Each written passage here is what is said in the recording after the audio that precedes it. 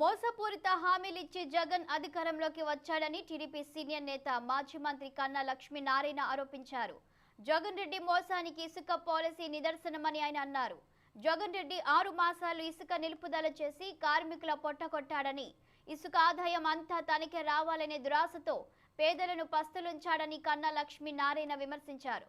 వందల కొద్ది లారీల ఇసుక ఇతర రాష్ట్రాలకు తరలిస్తున్నారని, ఒక కలెక్టర్ 2 లారీల ఇసుక తెచ్చుకోలేని దుస్థితి ఏపీలో ఉందని ఆయన మండిపడ్డారు.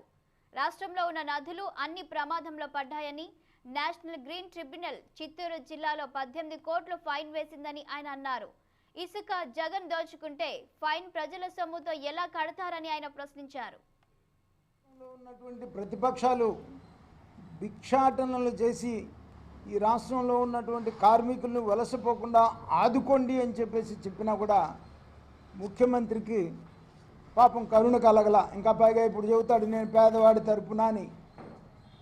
ఏ రకంగా చెప్తావు నువ్వు? 50 లక్షల మంది కార్మికులను బజార్లో వేసి ఎంతమంది గొడవ పెట్టినా, కార్మిక సంఘాలు గొడవ పెట్టినా, ప్రతిపక్షాలు గొడవ పెట్టినా నీ మనసు కరగల. నీ దృష్టి అంతా కూడా ఈ ఇసుకలో ఏ రకంగా మొత్తం సంపాదన తనకే చెందాలి అనేటువంటి ఒక పథకం తను రూపొందించుకునే వాటికి కూడా ఇసుక పాలసీని చెందాలి. సరే, ఈ రాష్ట్రంలో ఉన్నటువంటి లిక్కర్ కానీ, మైనింగ్ కానీ, అట్లాగే ఇసుక కానీ మొత్తం నువ్వే అమ్ముకుంటున్నావు.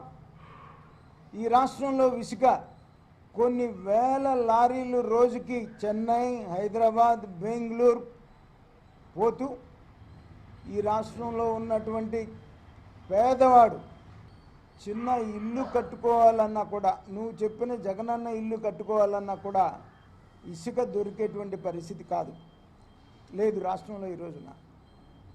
నాకు తెలిసి నేను వైసీపీ నాయకులు నోటి నుంచే విన్నటువంటి మాట, ఒక కలెక్టర్కి 2 లారీలు ఇసుక కావాలని అంటే ఆయన సంపాదించుకోలేకపోయినాడు అనేటువంటి ఒక మాట. పైగా ఏ రకంగా ఈ రాష్ట్రంలో ఇసుక దోపిడీ జరుగుతుంది అని అంటే పర్యావరణానికి భయంకరమైనటువంటి నష్టం